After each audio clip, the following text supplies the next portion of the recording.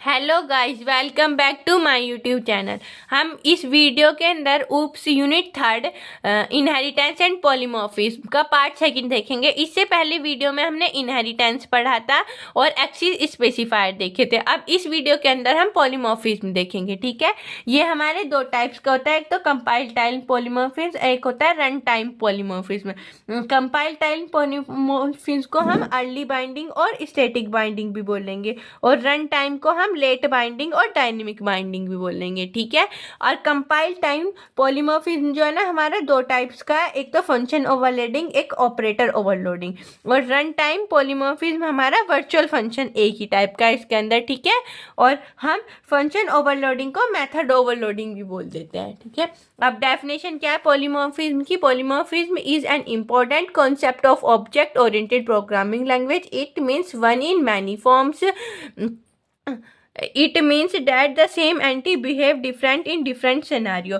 Polymorphism जो है हमारा इम्पोर्टेंट कॉन्सेप्ट है हमारी ऊप्स के लिए, और इसका मतलब है वन इन मैनी फॉर्म्स, यानी कि एक जो है ना बहुत सारे फॉर्म्स में। जैसे एग्जाम्पल हम हैं और हमें, जैसे हम जो है ना अलग एक एंटिटी है पर अलग अलग सिनेरियोस में अलग अलग बिहेव करते हैं। जैसे हम अपने पेरेंट्स के लिए एज अ चाइल्ड है, अपने टीचर के लिए एज अ स्टूडेंट है और अपने फ्रेंड्स के लिए एज अ फ्रेंड है। तो एंटिटी क्या है? एक है, पर हम बिहेव कर रहे हैं डिफरेंट सिनेरियोस में, अलग अलग हम अपना रोल प्ले कर रहे हैं। ठीक है, अब है पहला है कंपाइल टाइम पॉलीमॉर्फिज्म। ये क्या है? Compile time polymorphism is a function is called a time of program. मतलब कि एक हमारा ऐसा फंक्शन है जिसे हम टाइम ऑफ प्रोग्राम को कंट्रोल करने के लिए यूज करते हैं कंपाइलेशन प्रोग्राम कंपाइलेशन के टाइम पे। This is also known as early binding and static binding. इसे हम अर्ली बाइंडिंग और स्टैटिक बाइंडिंग भी बोलेंगे। The overload function are invoke called by matching the types of number of argument. मतलब कि ये हमारा ओवरलोड फंक्शन हो जाएगा, जैसे कि हम एक से ज़्यादा फंक्शन को कॉल कर लेंगे और उनका जो टाइप या फिर नंबर ऑफ आर्ग्यूमेंट हमारे सेम बैठ जाएंगे, तब भी हमारा एक कंपाइल टाइम पॉलीमॉर्फिज्म में, क्योंकि हम इसके अंदर ओवरलोडिंग, फंक्शंस ओवरलोडिंग और ऑपरेटर ओवरलोडिंग पढ़ेंगे ना। तो फंक्शन ओवरलोडिंग कब हो जाएगी? जब हम एक से ज़्यादा फंक्शंस का यूज़ कर लेंगे, और ऑपरेटर ओवरलोडिंग जब हम एक से ज़्यादा ऑपरेटर्स का यूज़ करेंगे एक ही प्रोग्राम के अंदर। ठीक है, अब नेक्स्ट देखते हैं उनकी डेफिनेशंस। ये तो हमारे जो कंपाइल टाइम पॉलीमॉर्फिज्म है ना, दो टाइप्स के हैं, फंक्शन ओवरलोडिंग और ऑपरेटर ओवरलोडिंग। तो पहले क्या है? Function overloading. फंक्शन ओवरलोडिंग क्या है? When we have two or more functions with the same name but different parameters. जब हम दो या दो से ज़्यादा फंक्शंस को पास करते हैं और उनका जो नेम है ना वो सेम नेम है, बट उनके जो पैरामीटर्स हैं वो अलग अलग होंगे। ठीक है, these different functions are called depending on the number of arguments. ये जो फंक्शंस है हमारे डिपेंड करेंगे किस में? नंबर ऑफ आर्ग्यूमेंट्स में, एंड देयर डेटा टाइप्स, और उसके डेटा टाइप्स में। क्योंकि जब हम नंबर ऑफ आर्ग्यूमेंट पास करेंगे, जैसे हमने एक में पास कर दिया इंट एंड फ्लोट, दो आर्ग्यूमेंट पास करेगी, एक जो है इंट में हमारा ए है, फ्लोट में हमारा बी है। जो हम दूसरा वाला सेम फंक्शन बना रहे सेम नाम से, पर उसके आर्ग्यूमेंट क्या मान लिए हमने? सी और डी मान लिए, उसमें हमने फ्लोट ले लिया, तो हमारे नंबर ऑफ आर्ग्यूमेंट्स के नेम अलग अलग हो गया और उनके डेटा टाइप्स भी अलग अलग हो गए। ठीक है, the process is known as function overloading. इस प्रोसेस को हम क्या बोलेंगे? फंक्शन ओवरलोडिंग बोलेंगे। Function overloading can be achieve the following two cases. ये कुछ केसेस हैं, दो केसेस इनके थ्रू अचीव होता है। The name of the function and the return type, यानी कि data type are same but different in argument. जो हमारे फंक्शन का नेम और डेटा टाइप्स वो तो सेम है, बट उसके नंबर ऑफ आर्ग्यूमेंट्स क्या होंगे? अलग अलग होंगे। ठीक है, the name of the function is same but different in data type. जो फंक्शन का नेम सही सेम है पर उनका डिफरेंट टाइप डेटा टाइप अलग होगा। Sequence can also be altered. ये सीक्वेंस हमारा थोड़ा सा अलग हो जाएगा। ठीक है, अब है ऑपरेटर ओवरलोडिंग। ऑपरेटर ओवरलोडिंग क्या है? When an operator is update to be use for a user defined data type objects is known as operator overloading. जब हम कोई भी ऑपरेटर अपडेट कर रहे हैं या फिर यूज कर रहे हैं जो यूजर ने डिफाइन करा है डेटा टाइप, या फिर कोई भी ऑब्जेक्ट यूजर ने बनाया है, ठीक है, और उसे हम कुछ अपडेट कर रहे हैं उसके अंदर, तो उसे बोलेंगे operator overloading. To use operator overloading at least one operator must be use defined data types. जो हम ऑपरेटर ओवरलोडिंग का यूज कर रहे होंगे, एटलीस्ट हमारा एक ऑपरेटर तो होगा ही होगा जो हमारा यूजर डिफाइंड डेटा टाइप होगा, ठीक, उसके अंदर। ठीक है, it help in defining additional task to operator, ये हमें कुछ एडिशनल टास्क को ऑपरेट करने के लिए यूज़ होता है without change its actual meaning. हम उसका एक्चुअल मीनिंग को बदलेंगे नहीं, पर उसका चेंज कर देंगे उसके अंदर। The operator are already overload by a default in C++। वो जो ऑपरेटर ओवरलोड होगा ना, ऑपरेटर होगा वो ऑलरेडी ओवरलोड होगा क्योंकि हम उसके अंदर डिफ़ॉल्ट ऑपरेटर का यूज़ करेंगे C++ के अंदर, ठीक है। अब इनके एक एक प्रोग्राम देखते हैं एग्जाम्पल। ये हमारा प्रोग्राम है फंक्शन ओवरलोडिंग का, ठीक है। इसमें देखते हैं, पहले तो हम अपनी हेडर फाइल्स को यूज़ कर लेंगे, has include IOStream using name space. उसके बाद हम अपनी क्लास बनाएंगे। यहाँ पे क्लास बनाई है ए, एक्सिस स्पेसिफायर पब्लिक, वेरिएबल को इनिशियलाइज कर दिया x, y, ठीक है। उस फंक्शन बनाया वॉइड इन, उसके अंदर हमने फंक्शन के अंदर एंटर करवा ली यूजर से x और y की वैल्यू, ठीक है। आज सेकंड वाला हमने बना लिया वॉइड सम, सम के अंदर हमने पैरामीटर पास करा इंट z, एक पैरामीटर पास कर दिया, उसके अंदर हमने सम करवा लिया x plus y plus z का, ठीक है। फिर हमने एक और पैरामीटर एक और फंक्शन बनाया सेम नाम का वॉइड सम, पर उसके अंदर हमने पहले के अंदर एक पैरामीटर पास किया था, अब हमने दो पैरामीटर पास किए इंट z और फ्लोट m, दोगे उनके डेटा टाइप्स भी अलग अलग है। उसके अंदर हमने y z m का सम कराया, ठीक है। सेकंड हमने थर्ड ऑपरेटर फंक्शन लगाया वॉइड सम, वो भी सेम नाम का फंक्शन है, उसके अंदर भी पैरामीटर सेम है, इसके अंदर फ्लोट m इंट z, ठीक है। उसमें भी हमने y plus Z plus m का ही सम करवा लिया। क्लास को अपनी को बंद कर दिया, मेन के अंदर ऑब्जेक्ट बनाया a1, इसके अंदर बारी बारी कॉल करा a1 dot in, a1 dot सम, सम के अंदर हमने क्या z वाला पैरामीटर पास किया था तो हमने वैल्यू भी रख दी 6, तो यानी कि z की वैल्यू क्या होगी हमारी 6 हो गई। उसके बाद 6.4 और 7 वैल्यू रखी क्योंकि हमने उसमें पहले फ्लोट लिया था, बाद में हमने क्या लिखा है इंट, तो हमारा इस चीज़ का भी फर्क पड़ेगा क्योंकि हमने पहले कौन सा पैरामीटर पास किया है फ्लोट वाला, तो वैल्यू भी कौन सी दे रखी है फ्लोट दे रखी है, और बाद में क्या इंट है तो वैल्यू इंट दे रखी है। दूसरा वाला भी हमने इंट और फ्लोट का सेम का ही बना रखा था, पर हमने क्या कर रखा था पहले इंट में इंट वाला पैरामीटर पास किया था, बाद में फ्लोट वाला पैरामीटर पास किया, और ऐसे में ही 2 जो हमारा इंट हो गया और 4.1 हमारा क्या हो गया फ्लोट हो गया। तो फंक्शन ओवरलोडिंग के अंदर क्या होता है, हमारे सेम नाम के फंक्शन होते हैं पर हमारे पैरामीटर्स अलग हैं। इसमें एक चीज और देखो, हमने इंट फ्लोट दो पैरामीटर दे रखे, और पैरामीटर भी सेम है डेटा टाइप उनका, पर उनका जो सीक्वेंस है ना वो अलग अलग है। फ्लोट हमने पहले दे दिया, इंट बाद में दे दिया, यहाँ पे इंट पहले दे दिया, फ्लोट बाद में दे दिया, ये सीक्वेंस भी मैटर करता है, ठीक है। अब ये हमारा एग्जाम्पल है ऑपरेटर ओवरलोडिंग का। तो पहले तो हम अपनी हेडर फाइल ही लगा लेंगे, has include IOStream using name space std, ठीक है। उसके बाद हम क्लास बना लेंगे, क्लास बनाई हमने ए, एक्सिस स्पेसिफायर हमने इसके अंदर प्राइवेट अपने डेटा को प्राइवेट करा है, ठीक है। इनिशियलाइज वैल्यू इनिशियलाइज करवाई x, y, सम हमने एक फंक्शन बनाया वॉइड शो, उसके अंदर पैरामीटर पास किए इंट x1, y1, दो पैरामीटर पास कर दिए, ठीक है। x इसके अंदर x equals to x1, x की वैल्यू क्या x1 के इक्वल होगी, y की वैल्यू y1 के इक्वल होगी, ठीक है। सी आउट वैल्यू ऑफ x की वैल्यू एंटर करवा दी, सी आउट वैल्यू ऑफ y की वैल्यू एंटर करवा दी, ठीक है। ये फंक्शन बंद कर दिया। वॉइड ऑपरेटर, इसके अंदर हमने ऑपरेटर लगाया माइनस वाला, ठीक है, माइनस ऑपरेटर लगा दिया।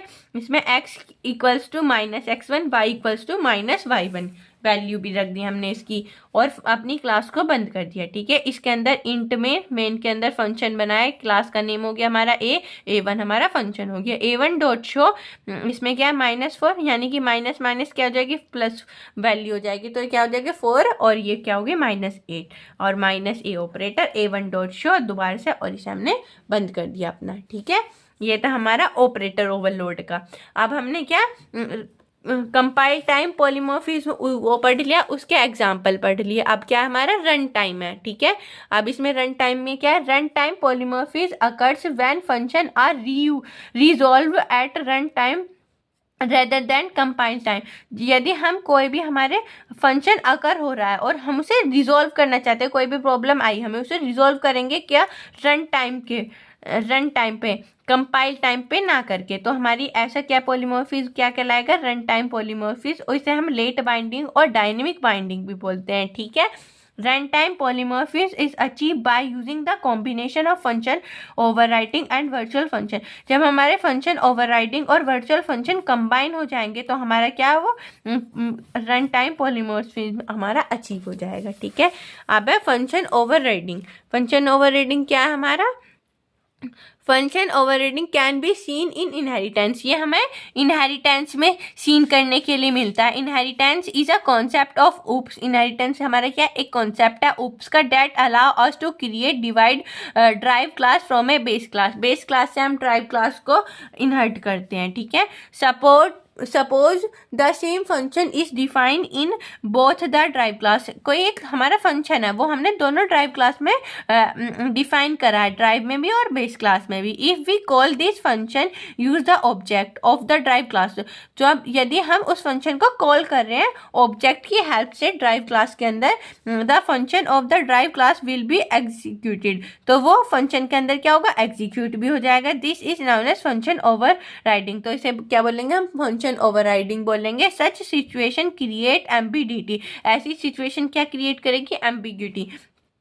एम्बिग्यूटी क्या है, एक तरह से हमें कंफ्यूजन पैदा होती है, उसे बोलते हैं हम एम्बिग्यूटी प्रोग्राम के अंदर। For the compiler a state of confusion will be created because compiler will get confused to which function is to be called। ambiguity क्या है, एक हमारी ऐसी सिचुएशन है कंपाइलर की जब हम एक स्टेट में आके कंपाइलर कंफ्यूज हो जाता है क्योंकि उसे कौन से फंक्शन को कॉल करना है, कौन से फंक्शन को डिफाइन करना है। तो उसके लिए उस सिचुएशन को क्या बोलेंगे हम, एम्बिग्यूटी बोलेंगे। इसका फंक्शन ओवरराइडिंग का एक एग्जांपल देख लेते हैं। पहले हमने हेडर फाइल लगाई, has include stream using name space, एक क्लास बना ली क्लास ए, उसके पब्लिक एक्सेस स्पेसिफायर लगा लिए, वेरिएबल को इनिशियलाइज कर दिया int x, void show function लगा दिया, फंक्शन के अंदर यूजर से एक्स की वैल्यू एंटर करवा दी। एक class B public int y की वैल्यू इनिशियलाइज कर दी, ठीक है। वॉइड शो दोबारा से फंक्शन बनाया, सी आउट एंटर वाई, उसमें हमने यूजर से वाई की वैल्यू एंटर करवा दी, ठीक है। एक हमने ड्राइव क्लास बनाई है बी और ए और बी के फंक्शंस को वो करके, दोनों की प्रॉपर्टीज को इनहर्ट करके। तो एक सी हमारी क्लास ड्राइव क्लास होगी public A comma public B, access specifier void show. अब हमारे देखो वॉइड शो एक फंक्शन ये बन गया, एक ये बन गया और एक पीछे बना, हमारे 3 वॉइड शो फंक्शन हो गए। अब ऐसी सिचुएशन में हमें कंफ्यूजन होगी कि हम कौन सा वॉइड शो फंक्शन को कॉल कर रहे हैं। ऐसी सिचुएशन को फेस करने के लिए हम ये इसका यूज करते हैं, ठीक है। अब हम इसके अंदर हमने सम करवा लिया, एक्स प्लस वाई का सम, क्लास अपनी बंद कर दी, इंट मेन फंक्शन चलाया, सी हमारी क्लास होगी क्योंकि हम जोन सी ड्राइव क्लास जिस क्लास से हम सारी क्लासेस में पहुंच सके इजीली, हम उसका ही ऑब्जेक्ट क्रिएट करते हैं। C1 हमारा ऑब्जेक्ट हो गया, हमने C1 डॉट शो फंक्शन को कॉल कर लिया, पर हमें ये नहीं पता कौन सा वाला फंक्शन है, कौन सा C1 शो है, हम शो कौन से वाला है। तो ऐसी सिचुएशंस में, ठीक है, return 0। Void show is a function which create ambiguity and is known as overridden function. जो हमारी ऐसी सिचुएशंस में हमें एम्बिग्यूटी क्रिएट करता है उसे हम क्या कहते हैं, ओवररिडन फंक्शन कहते हैं, ठीक है। अब कुछ मेथड है हमारे, method to access overridden function. Overridden function जो है कुछ ऐसे मेथड्स हैं जो एम्बिग्यूटी को हम हटा सके, रिमूव कर सकें, ठीक है। ऐसे हमारे 3 मेथड्स हैं, स्टेप बाय स्टेप उन्हें बढ़ते हैं एक एक करके, तो हमें सिचुएशन समझ में आ जाएंगी, ठीक है। स्टेप 1 मेथड 1 सिंटैक्स क्या है, पहले object name base class 1, scope resolution function name और ये सेमीकोलन, ठीक है। अब हम एग्जांपल देखते हैं इसका। हमने एक क्लास बनाई, एक क्लास एक्सिस स्पेसिफायर इनिशियलाइज करवाई एक्स की वैल्यू, उसके बाद हमने फंक्शन क्या वॉइड शो एंटर करवाई यूजर से, एंटर एक्स यूजर से एंटर करवा दी एक्स की वैल्यू, क्लास को बंद कर दिया। एक सेकंड क्लास बनाई B public int y void show वाला फंक्शन बनाया, एंटर वाई की वैल्यू एंटर करवा दी, ठीक है। अब है सी ड्राइव क्लास बना ली, बी और ए के फंक्शन को इनहेरिट करके पब्लिक वॉइड शो, इसमें हमने क्या करवा लिया, सम करवा लिया और क्लास बंद कर दी हमने ये वाली भी, ठीक है। अब है मेन फंक्शन इंट मेन, सी क्लास का हम क्या बनाएंगे, ऑब्जेक्ट बनाएंगे। C1 हमारा क्या हो गया, ऑब्जेक्ट हो गया। C1 डॉट ए वाला मतलब कि ए हमारा शो कर रहा है कि हमारा कौन से वाला, ए क्लास वाला, जिसका क्लास का नेम ए होएगा वो वाला शो करेगा। स्कोप रेजोल्यूशन 100, इसमें हम एक्स की वैल्यू आ जाएगी हमारी। क्लास C1 हमारा क्या, object dot B scope resolution 100, यहाँ पे हमारी वाई की वैल्यू हो जाएगी। C1 डॉट शो, इसमें हमारा एक्स प्लस वाई और रिटर्न हो जाएगा। ठीक है, ये हमारा मेथड 1 हो गया। अब मेथड सेकंड वाला देखते हैं।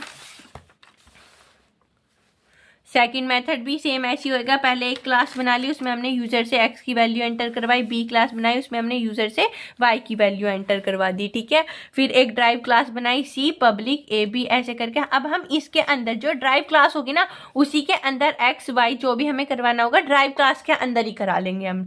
हमने ड्राइव क्लास के अंदर ही ए क्लास वाले फंक्शन को कॉल कर लिया, बी क्लास वाले फंक्शन को कॉल कर लिया। यहाँ से हमें एक्स की वैल्यू मिल जाएगी, यहाँ से हमें वाई की वैल्यू मिल जाएगी। ठीक है, अब ये वॉइड शो दोबारा से ये हमारे कौन सा, एक्स प्लस वाई वाला शो हो जाएगा। इसके अंदर हमने एक्स प्लस वाई, मेन के अंदर हम खाली C1 डॉट शो वाली वैल्यूज को शो कर देंगे। अब हमें पता चल जाएगा क्योंकि इसके अंदर हमने एक्स की वैल्यू भी करवा ली और वाई की भी करवा ली, एक्स प्लस वाई भी करवा ली। तीनों काम हमारे इस वाले शो में हो गया और खाली हमारा ये वाला शो ही एग्जीक्यूट हो जाएगा। ठीक है, अब है मेथड थर्ड। इसके अंदर हमने पहले एक क्लास बनाई, उसमें एक्स की वैल्यू एंटर करवाई। बी क्लास बनाई, उसमें हमने वाई की वैल्यू एंटर करवा दी। एक हमने ड्राइव क्लास बना ली सी, उसके अंदर क्या हम एक्स प्लस वाई सम करवा रहे हैं, मेन फंक्शन। इसमें हम पॉइंटर से, ऑब्जेक्ट के अंदर पॉइंटर का यूज करेंगे। सी हमारी ड्राइव क्लास होगी, C1 हमारा ऑब्जेक्ट हो गया। A*A1, इसमें हम क्या, pointer to object of base class, इसके अंदर हमारे बेस क्लास का पॉइंटर होगा। ठीक है, जो हमारे बेस क्लास से डेटा को फैच करेगा। अब A1 equals to ampersand C1, जो C1 से हमारे A1 का एड्रेस ले लेगा। The address of the object of the drive class is assigned to the pointer by the base class, जो हमारा एड्रेस होएगा ना ऑब्जेक्ट क्लास का, वो ड्राइव क्लास असाइन कर लेगा पॉइंटर के थ्रू। ठीक है, A1 डॉट शो यहाँ शो कर लेगा। यहाँ पे क्या, हमारी एक्स की वैल्यू मिल जाएगी हमारे इस वाले फंक्शन से। ऐसे हम बी की वैल्यू ले लेंगे, B** B1 और B1 is equal to ampersand C1, यहाँ से एड्रेस ले लेगा, यहाँ से पॉइंटर कॉल करके उसकी वैल्यू ले लेगा और एंड में यहाँ से हमें एक्स की वैल्यू मिल जाएगी। एंड में C1 डॉट शो कर लेंगे, यहाँ से हमें एक्स प्लस वाई मिल जाएगा। ठीक है, एक तो हमारी एम्बिग्यूटी को सॉल्व करने के लिए 3 मेथड से, और चौथा है हमारा इसका ही फंक्शन क्या है, वर्चुअल फंक्शन। वर्चुअल फंक्शन क्या है, if two drive class inherit a base class, जब हमारी 2 ड्राइव क्लास बेस क्लास को इनहर्ट कर रही हो, and 1 more class inherit both of them, और एक और क्लास इन दोनों को कर रही हो, then base class get 2 copy. तो बेस क्लास क्या है, हमारी 2 कॉपी बना लेगी। Virtual function remove this duplication, virtual function जो है ना हमारे उस डुप्लीकेशन को रिमूव कर देता है। ठीक है, अब वर्चुअल फंक्शन का ये एग्जांपल देख लेते हैं। जैसे हमने एक क्लास बनाई क्लास ए, उसके अंदर हमने एक्स और वाई की वैल्यू एंटर करवाई, इनिशियलाइज करवाई। अब यहाँ पे हमने वर्चुअल फंक्शन लगाया। वर्चुअल फंक्शन का सिंटैक्स क्या है, पहले वर्चुअल, फिर आ जाएगा हमारा रिटर्न टाइप और फंक्शन नेम। तो वर्चुअल वॉइड डिस्प्ले ये हमारा फंक्शन हो गया। इसके अंदर हमने एक्स और वाई की वैल्यू यूजर से एंटर करवा ली। एक हमने बी बेस ड्राइव क्लास बना ली पब्लिक ए, इसमें हमने वॉइड डिस्प्ले वाला फंक्शन दोबारा से लगा दिया। इसके अंदर भी हमने एक्स और वाई की वैल्यू एंटर करवा दी, दोबारा से बंद कर दिया। इसे क्लास सी के अंदर भी वॉइड डिस्प्ले लगाया और इसके अंदर हमने एक्स प्लस वाई की वैल्यू को सम करवा दिया। ठीक है, अब मेन फंक्शन चलाया, बी हमने क्लास बनाई बी और B1, ये हमारी क्या होगी, ड्राइव क्लास होगी। B1 हमारा ऑब्जेक्ट हो गया। A*A1, यहाँ से हम पॉइंटर को कॉल कर लेंगे अपनी वैल्यू को निकालने के लिए। ठीक है, जैसे हमने मेथड थर्ड में किया था। अब हो गया A equals to ampersand B1, यहाँ से एड्रेस ले लेगा। A1 dot display, A1 display करवा देगा, B1 डॉट डिस्प्ले करवा देगा। ठीक है, अब C हमारी एक क्लास होगी और C1 हमारा क्या हो गया, ऑब्जेक्ट हो गया। ऐसी A1 equals to ampersand C1, A1 dot display, C1 dot display, ये दोनों को डिस्प्ले करवा देगा और अपनी क्लास को बंद कर देगा। ठीक है, अब है abstract class and pure virtual function.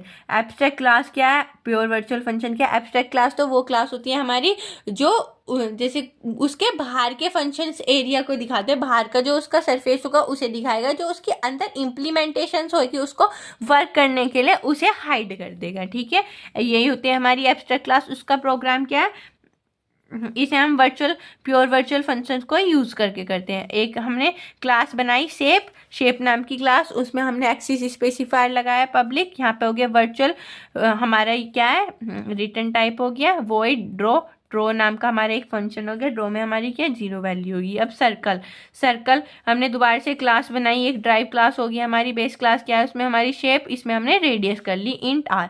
दोबारा से एक ड्रो बनाया, उसके अंदर हमने एंटर करवा ली रेडियस की वैल्यू यूज़र से। ठीक है, अब क्लास स्क्वायर, एक ड्राइव क्लास बनाई पब्लिक शेप, उसमें हमने एंटर एस करवा लिया, ड्रॉ करवा ली एंटर साइड, इसके अंदर हमने साइड एंटर करवाई यूज़र से और यहाँ पे क्लास को अपनी को बंद कर दिया। ठीक है, अब है इंट मेन के अंदर क्या है शेप एस्ट्रिक S1 यानी कि पॉइंटर से शेप का ले लिया, सर्कल C हो गया हमारा, इसमें हमने अपनी एड्रेस को कर लिया S1 = %C, S1 dot draw square में SQ हो गया, S1 = %2 S1 डॉट ड्रॉ हो गया, ये हमने रिटर्न करवा दिया। ठीक है, यही थे हमारी यूनिट 3। आप इन सबको एक बार अच्छे से पढ़ लेना कर लेना। ठीक है, वीडियो अच्छी लगी हो तो लाइक कमेंट शेयर जरूर करना, चैनल को सब्सक्राइब कर देना।